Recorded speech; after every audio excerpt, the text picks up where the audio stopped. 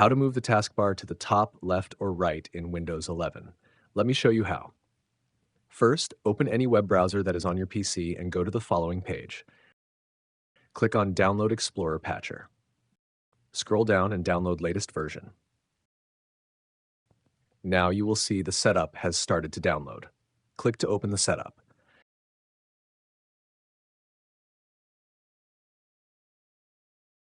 Down here, you can see the Start menu has changed. It now looks like Windows 10. Move down to the taskbar, right-click, and then uncheck Lock the taskbar. Now I can move the taskbar from the bottom to any other side that I would like. As you can see, it's very easy.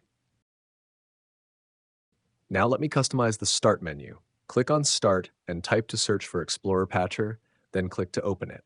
Click on the Start menu section. Under Position on Screen, you can see Center as default. Here, select At Screen Edge. Done. Now we can go on changing the position of our Start menu from the bottom, left, right, or at the top. When you are done, right-click on the taskbar and click to lock the taskbar. So that's it. Please, if you're new, don't forget to subscribe to this channel, leave a like, and even leave a comment. Have a nice time.